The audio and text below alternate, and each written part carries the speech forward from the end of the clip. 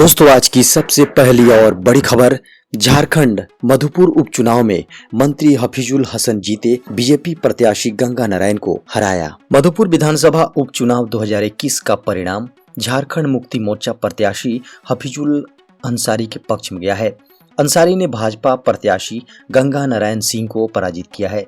मधुपुर विधानसभा उपचुनाव 17 अप्रैल को हुआ था। रविवार सुबह 8 बजे भारी सुरक्षा व्यवस्था और कोविड-19 गाइडलाइन को पालन करते हुए चरकी पहाड़ी स्थित मतगणना स्थल में वोटों की गिनती शुरू हुई। जी हां, हफीजुल अंसारी की जीत के बाद झामुमो गठबंधन के नेता लगातार बधाई दे रहे हैं। फिर से ममता बनर्जी की डबल सेंचुरी, भाजपा ने जीती 85 सीटें। दोस्तों पश्चिम बंगाल विधानसभा चुनाव 2021 में ममता बनर्जी की पार्टी तृणमूल कांग्रेस ने फिर से डबल सेंचुरी लगा दी है। तृणमूल ने 200 से ज्यादा सीटें जीत ली हैं।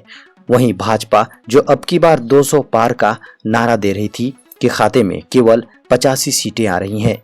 कांग्रेस निर्दलीय और ISF यानी राष्ट्रीय सेकुलर मजलिस पार्टी के खाते में एक सीट आई है। झारखंड की party all Jharkhand students union यानी आजसू को भी एक सीट मिलने का अनुमान है।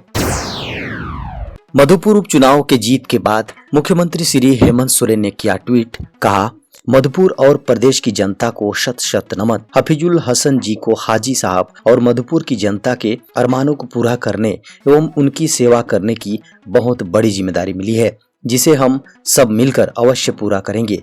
पर अभी सबसे बड़ी लड़ाई कोरोना से है। आप सभी से पुनः करबद्ध प्रार्थना। उन्होंने कहा कि बिना मास्क अपने घरों से बाहर न निकलें, सामाजिक दूरी एवं कोरोना के अन्य नियमों का अवश्य पालन करें। बंगाल चुनाव में जीत पर ममता बनर्जी को मुख्यमंत्री श्री हेमंत सोरेन ने दी बधाई। दोस्तों पश्चिम बंगाल विधानसभा चुनाव में तृणमूल कांग्रेस की ममता बनर्जी को मिली भारी जीत पर उन्हें चारों ओर से बधाई और शुभकामना संदेश मिल रहे हैं। झारखंड के मुख्यमंत्री श्री हेमंत सोरेन ने ममता बनर्जी को बधाई संदेश दिया है। हेमंत सोरेन ने अपने ट्विटर अकाउंट पर लिखा है कि दीदी ममता बनर्जी जी एवं पश्चिम बंगाल की जनता को इस शानदार जीत की हार्दिक बधाई एवं शुभकामनाएं। नंदीग्राम में शुभेंदु अधिकारी से हारी ममता बनर्जी, चुनाव आयोग पर लगाया गंभीर आरोप।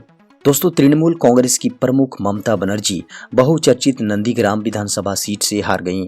भारतीय जनता पार्टी के प्रत्याशी शुभेंदु अधिकारी ने ममता बनर्जी को 1957 वोट से हरा दिया। मुकाबला काफी रोमांचक रहा।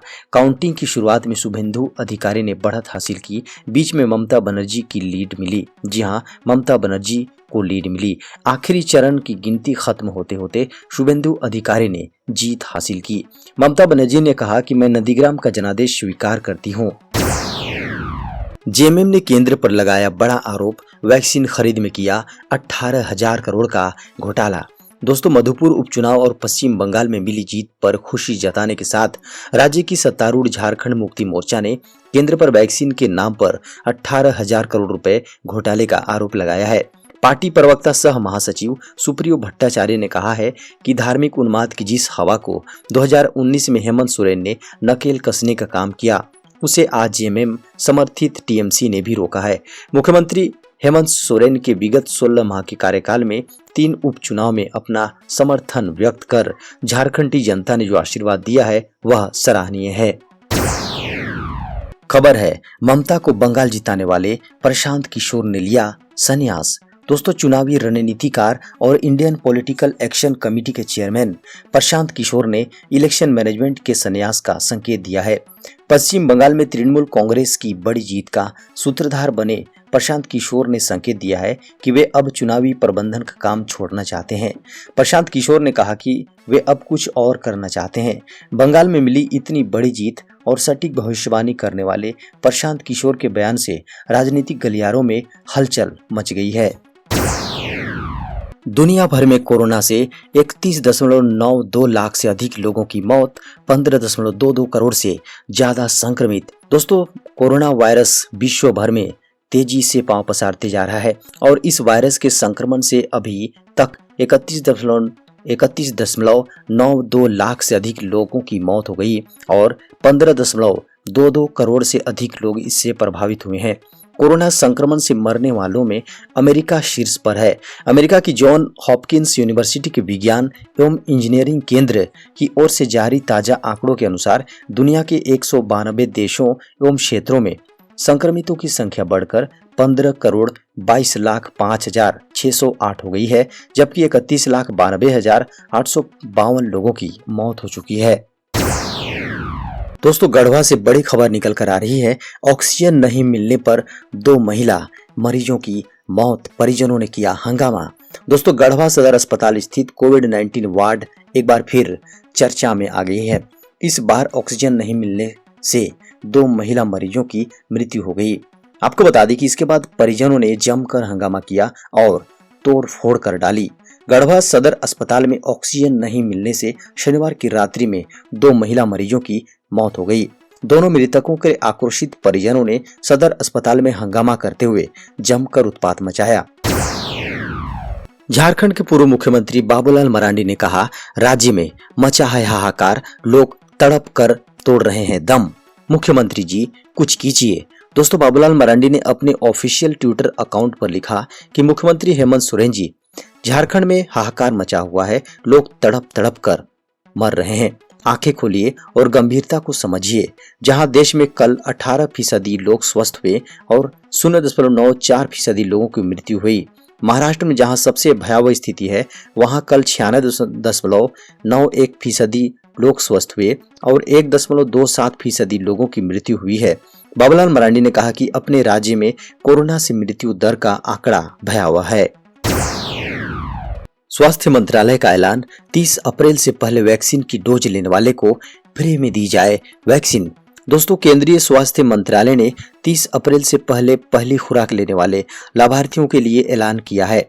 उन्होंने कहा, 30 अप्रैल से पहले जिन्होंने वैक्सीन की खुराक ली है, उन्हें दूसरी डोज फ्री में दी जाए। मंत्रालय ने HCWS, FLWS ग्रुप और 45 से ज्यादा उम्र वाले व्यक्ति को फ्री में वैक्सीन देने की बात कही है। वहीं 1 मई से तीसरे चरण के लिए वैक्सीनेशन शुरू होना था, लेकिन कई राज्यों में टीके की कमी के कारण वैक्सीनेशन शुरू नहीं किया जा सका। भारतीय वैज्ञानिकों का दावा, कोरोना की दूसरी लहर के पीक की सटीक भविष्यवाणी मुश्किल। दोस्तों, भारत में कोरोना की बेकाबू हो चुकी दूसरी लहर क्या है, इसकी प्रकृति क्या है, इसको लेकर अब तक कोई बात स्पष्ट नहीं हुई है। भारत के वैज्ञानिकों के एक समूह ने कहा है कि भारत में आई कोरोना वायरस की दूसरी लहर की प्रकृति कैसी है, इसको लेकर कोई सटीक भविष्यवाणी नहीं की जा सकती। कोरोना वायरस मामलों की वृद्धि का पूर्वानुमान लगाने के लिए गणितीय मॉडल पर काम कर रहे वैज्ञानिकों के एक समूह ने कहा कि वे देश में आई विनाशकारी दूसरी लहर के सटीक प्रक्षेप वक्र यानी ट्रेजेक्ट्री का अनुमान नहीं लगा सकते हैं, क्योंकि समय के साथ वायरस की गतिशीलता और इसकी संक्रामकता में काफी बदलाव आया है। कोरोना का दूसरा प्रहार, भारत में नौकरी और सैलरी पर लटकी तलवार। दोस्तों, कोरोना महामारी की दूसरी लहर के साथ विभिन्न शहरों और राज्यों में लगे लॉकडाउन ने अर्थव्यवस्था की चाल धीमी कर दी है। ऐसे में प्रभावित होते व्यापार और ऑपरेशनल कास्ट भार महसूस करती कंपनियों ने अपने कर्मचारियों का वेतन रोकना शुरू कर दिया है। मई महीने की 1 तारीख को स्पाइस जेट ने यह घोषणा की कि वह अपने कर्मचारियों के अप्रैल महीने के वेतन का 50% तक रोके रखेंगे।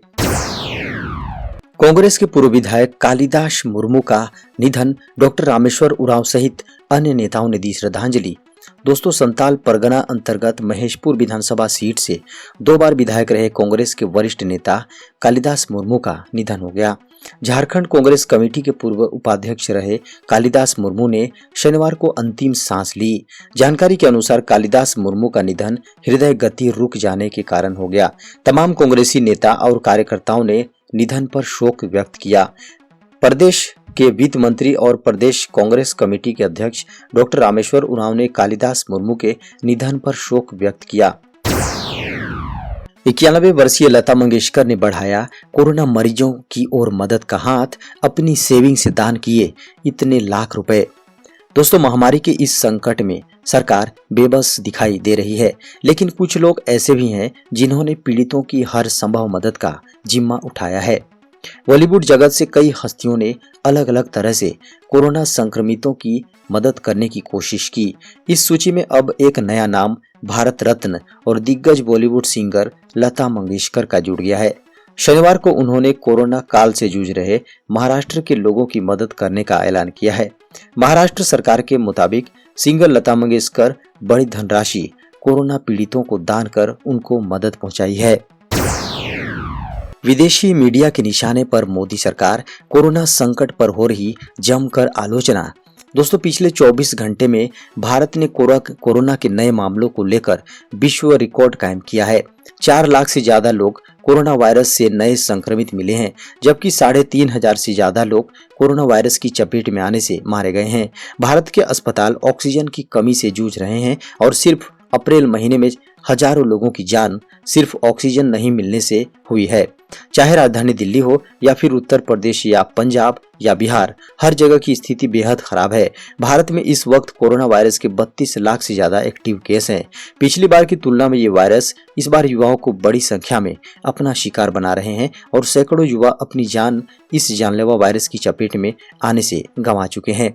ऐसे में प्रधानमंत्री नरेंद्र मोदी की जमकर आलोचना की जा रही है। खासकर विदेशी मीडिया के निशाने पर डायरेक्ट प्रधानमंत्री हैं और विदेशी मीडिया इस आपात स्थिति के लिए सीधे भारत सरकार को जिम्मेदार ठहरा रही है।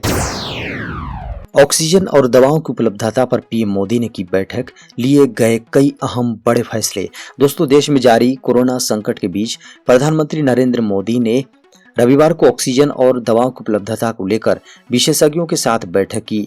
यह बैठक वीडियो कॉन्फ्रेंसिंग के जरिए हुई। इस बैठक में कई अहम मुद्दों पर चर्चा हुई।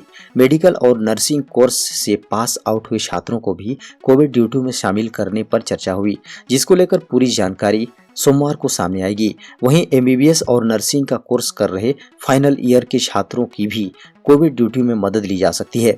आपको बता दें कि इसी के साथ बैठक में ये भी फैसला लिया गया है कि कोविड ड्यूटी करने वाले चिकित्सा कर्मियों को सरकारी भर्ती में वरीयता के साथ साथ वित्तीय प्रोत्साहन भी दिया जाएगा।